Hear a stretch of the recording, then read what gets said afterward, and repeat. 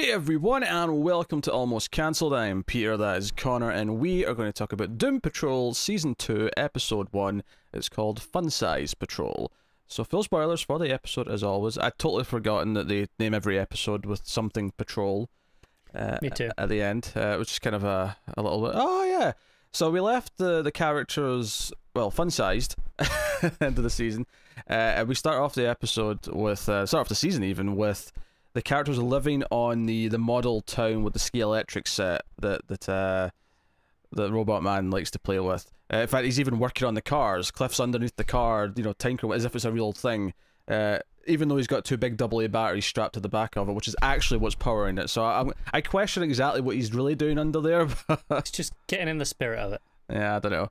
But and we get obviously Dorothy's sort of proper introduction, sort of when I don't know if her meeting the chief is necessarily the right phrase, although it kind of seemed like that in the scene, to be honest. So I question how accurate some of what the chief's telling the others about who Dorothy is. Yeah, I thought the same, but then I could read it as she left him because he's her father. So you could read that scene at the start that way if you wanted to.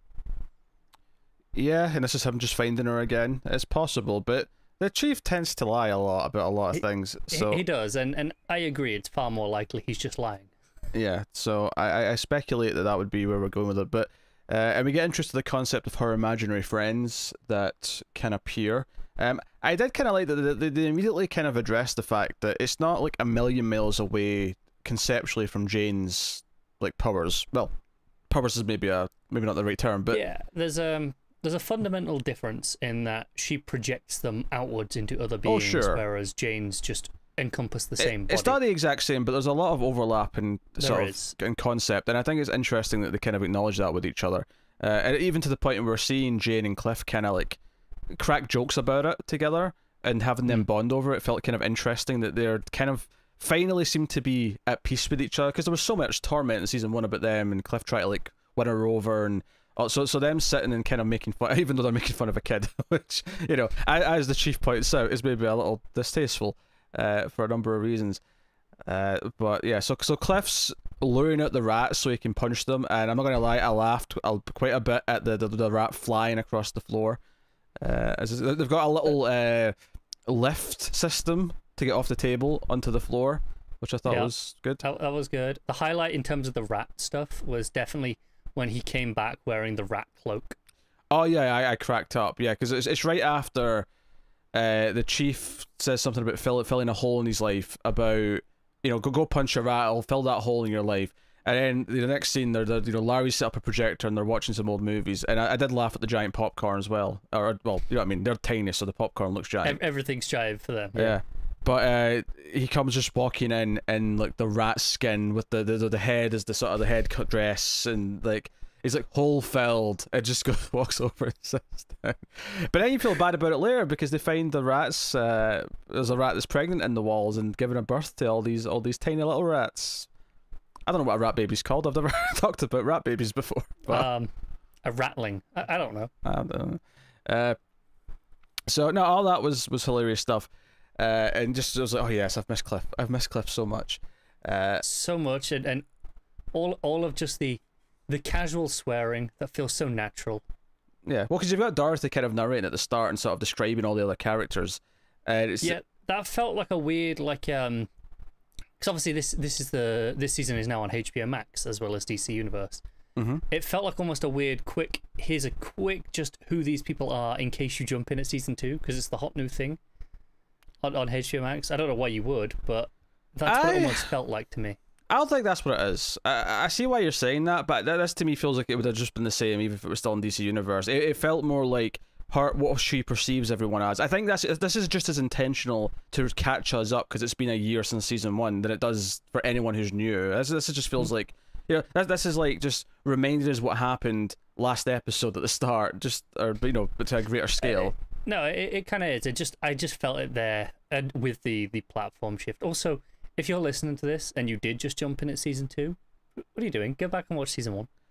So now Dorothy, we get her perspective on everyone. We see that Rita's trying to actually get control of her powers and try to actually essentially Mr. Fantastic it and try to like learn to use her stretchy hands properly. Victor is having nightmares. He's in a bad place. So you know, not everyone, no one's in a good place really. I mean, even Larry's having like, you know, the invisible, the negative spirit is giving him flashes of his past, specifically stuff with his kid, where he's like, he's not a complete horrible father. It's not like he could be a lot better. he doesn't really know how to do it properly. He's being nice enough about it, but he kind of, you know, the whole thing with the model playing and like correcting him and saying, no, we'll do it properly now. I'll teach you how to do it properly. It feels like the heart's in the right place. Like, it's not malicious. It's just oversight. Which leads, of course, to the discovery that his son, because obviously this is back in the 60s, his son has actually just passed away at the age of 60. And that didn't seem to have kids. I was looking at the obituary quickly when you see it at the end. It says survived by brother and like distant relatives. It didn't say anything about a wife or children. So no, I didn't catch any of that either. So, you know, there's this kind of sadness building up. Although speaking of Larry, my favourite thing with him this episode might have been using like the little dropper just to put this tiny amount of syrup on these tiny little pancakes. Just the whole concept that Larry gets up every morning and cooks tiny breakfasts for them. On the upside, one batch of pancake mix would last a long time because you're just making these tiny little... It's true. Tiny little pancakes. It's very true. He's having to get the butter off with like a scalpel. Yeah, so it's an art form. I actually did really enjoy the scene though where...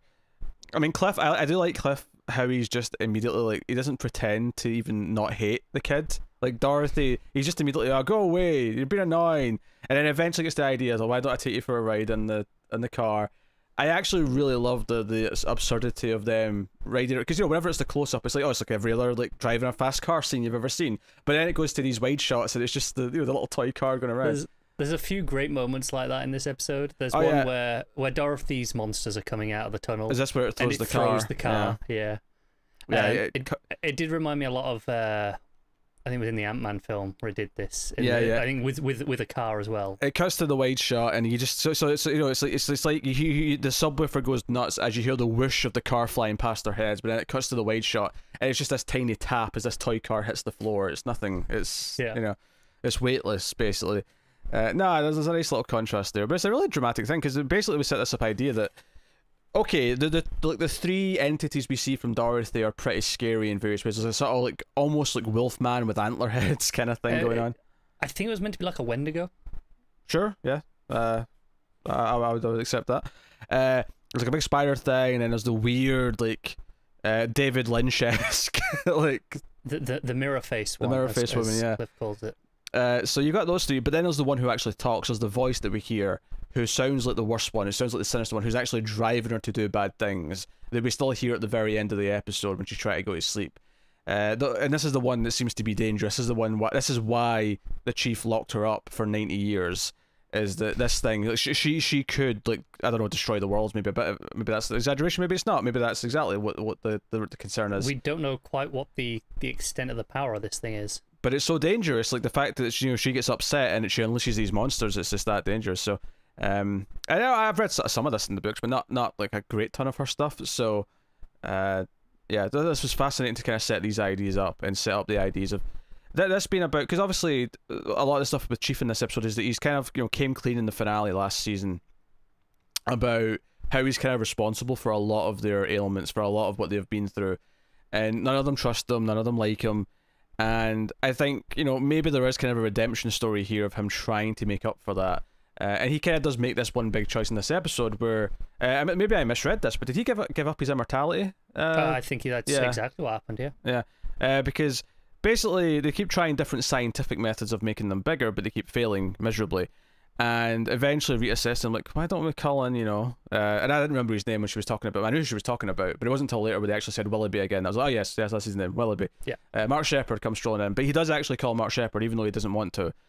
And Shepherd's like, well, I can't do this, but I know someone who might, but it's going to cost. And and Chief's like, oh, anything. And then eventually says, well, that thing around your neck.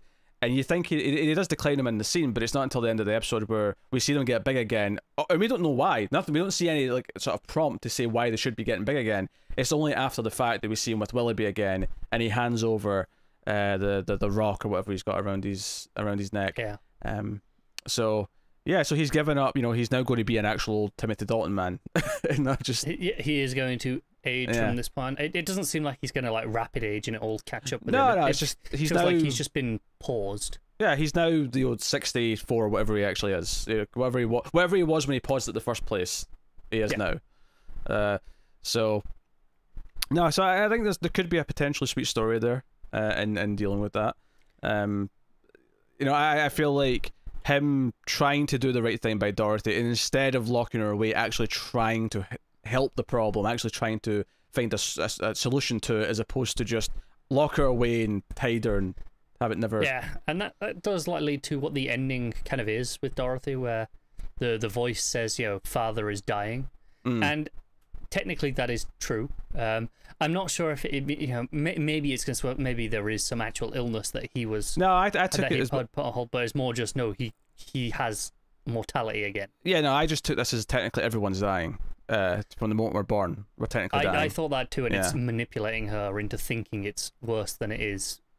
Yeah, that's how I took that. I mean, she's still technically immortal as far as we know, or at least very slowly aging. I mean, I don't know if there's a. Because I think they might have to again alter that, because the actor will age. So unless they just like it's a 1-season thing, she's going to be gone.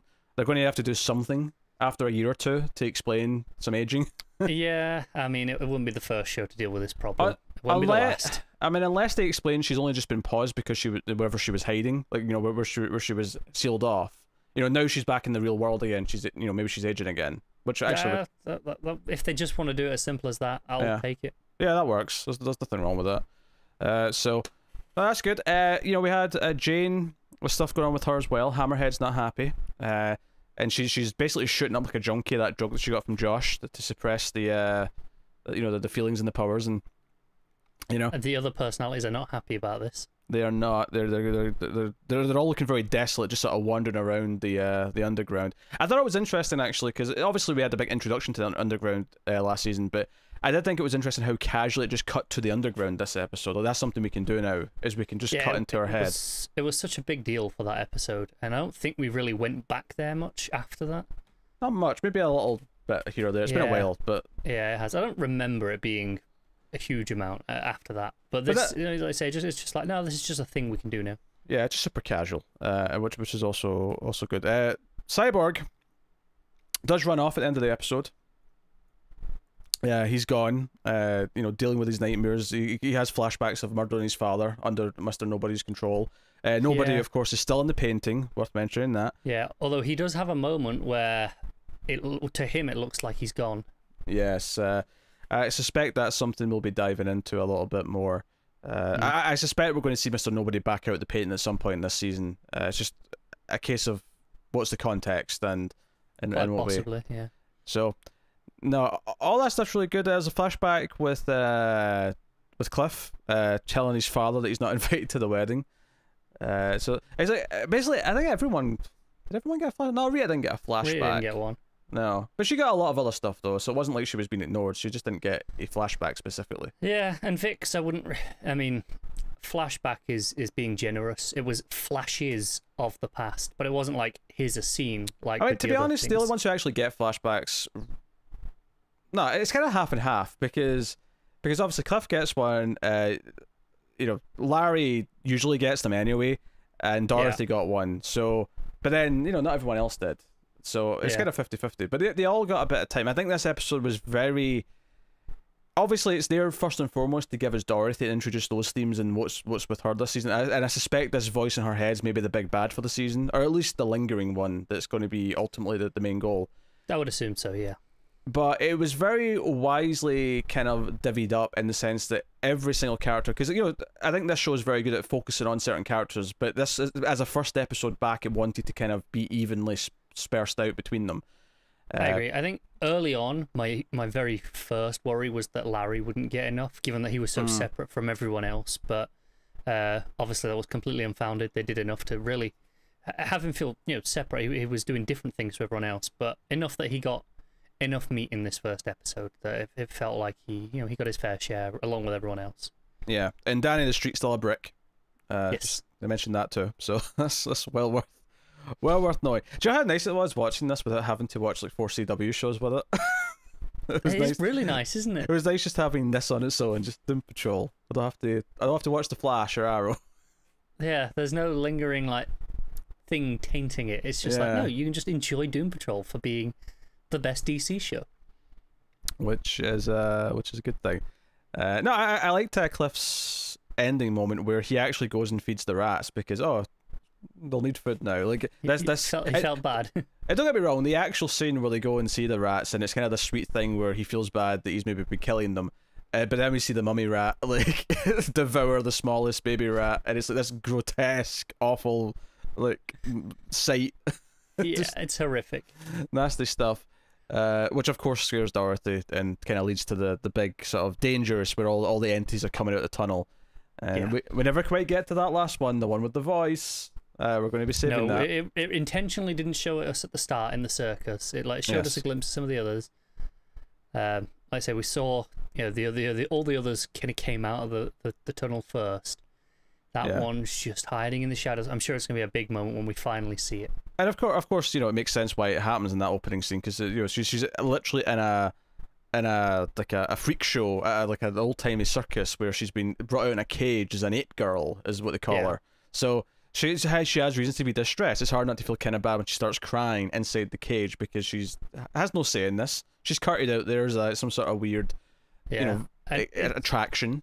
It's still like the actual event is still presented pretty horrifically. We don't see it, but we hear it tell her to make a wish, and this candle forms on her hand, and it feels like it starts with just the melted wax first, and it looks like it hurts because she reacts to it.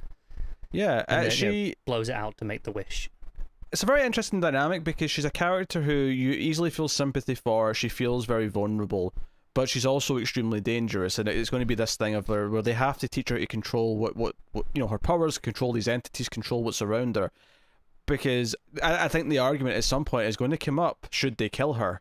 Because wouldn't it be safer for everyone on the planet if they just take her out? If it's just not a possibility anymore, like that debate has to come up at some point. And I think obviously we want the right thing to happen, and the right thing ultimately, of course, is not to do that and to solve the problem some other way. But I feel like that debate has to come up at some point. And I'm not probably will. Yeah. And I'm not sure which one's going to be dick enough to be. Normally, I'd say Cliff. Yes, but like he might have to by that point be too attached to the child that it is. Yeah, and I feel like I could see Jane doing it, but at the same time, I feel like Jane's going to relate far too much to her. By the time we get to that point, that maybe not. Maybe, yeah. So, yeah, I don't know. It could go a number of directions with that. It'll be a balancing act to do it without them making whoever they choose to be on that side seem unlikable. I tell you what I appreciated. I appreciated the really fake sets from when they were small, because they're on like a toy thing anyway, so it's supposed to look really fake. So it's almost like the set designers had fun making the fakest looking like little campsite as possible. Yeah, they went all out with it. Yeah, I really like that. It really sold it. It's anytime, because there's a moment when they're all going, "Hoorah! Let's go and take on the rats," because they think that's where Dorothy's ran off to, and it cuts to just them on the lift, just quietly going down because they can't do it any quicker than that. I love that moment though. That is probably the best moment of the episode. Is them kind of all getting pumped up, like, yeah, let's go take out some rats. Yeah. So no, I mean it's basically, it's not the strongest episode of the show, but it is a nice sort of, pardon the phrase, fun size sort of portion of like why Doom Patrol is Doom Patrol. It's just a collection of all the characters. It's got the heart, it's got the dark sort of side of things that are creeping out. It's got the moral ambiguity of some of the characters, but it's also got this weird quirkiness to it. It's everything you want from Doom Patrol. It's not changed. Yeah. It's still Doom Patrol. I would say it might not be quite as fun as some the first season, like, because this starts with, they're also in such a miserable place, right? Oh sure. Even more so than usual by these character standards, who are generally quite a miserable bunch. And I think often the show manages to overcome all these miserable characters into just they're all being quite funny as well. Where I think this episode, it did kind of wallow in the misery a little bit. I think that's intentional, as to kind of like, this is where we are. This is Doom Patrol's When She Was Bad. I agree. Sure. Which of course is the season 2 premiere of the hit television show Buffy the Vampire Slayer. where Buffy is not in the mood for jokes because she's I really had a hoped really if bad I summer. agreed, you'd just move on, but Never. it was worth a try. Never. So one of the things we should mention is that DC Universe / HBO Max decided to put out the first 3 episodes on the same day, with episode 4 coming next week. This is the Hulu model, as we call it, because Hulu kind of did this with a lot of shows. Basically, that means that we'll be reviewing episodes 2 and 3 as well over the next several days. I can't tell you exactly when they're coming. I can tell you, though, that both episode 2 and 3 reviews will be out before next Thursday when episode 4 goes out. That's the promise I'll make. When they come before then. I feel like they probably should be relatively quickly. I think 2 will be quite soon, but I won't promise anything except for the fact that 2 and 3 will be done before 4 comes out. Yeah. There you go. I mean, that's a reasonable promise, I think. Yeah. So there you go. That is the season 2 premiere of Doom Patrol. I'm excited to get into it and get into more of the meat of the season. But I do think the just establishing where all the characters are is really worth it, especially since we're really going to have to do something different with the Chief this season. We're going to really get maybe an arc of redemption, hopefully. And I can totally see him dying off by the end of the season. Like, finding some redemption and being killed off, and then, okay, we don't have to pay Timothy Dalton anymore. Yeah, I don't think he's like the most expensive person ever. Not the most expensive ever, but he's definitely the most expensive on this show, I'd say. Maybe, maybe Brendan Fraser, but I don't know. I don't think so. These days? Yeah. And I like him. He's great in this show, but he's not. Timothy Dalton's a bigger name. Brendan Fraser was a movie superstar for about 4 years, in the late 90s and the early 2000s, but then it kind of went away. And that's okay. It's okay. It happens to the best of them. Yeah. Well, not the best of them. Well, yes, it happens to the reasonably good ones, yes, but not the great ones. Yeah. But he's great in this show. He's great as Robot Man. So he's fantastic. I ain't complaining. So there you go. That's episode 1. Let us know what you thought of this one in the comments below. Like and subscribe. Liking is really important on YouTube. It helps us out a lot because it'll allow YouTube to recommend us out more to other people and put us on the recommendations of other people who like Doom Patrol or like TV reviews. They might stumble across us because you've hit that like button. So please do. You can also, of course, support us financially over at patreon.com/MailFuzzTV for as little as $1 per month and get some bonuses and help keep all the content coming. Otherwise, get us on Twitter at mailed_fuzz for channel updates. And that is us. So thank you once again for watching or listening. We always appreciate it. Keep watching TV, guys. Have you got any vanilla?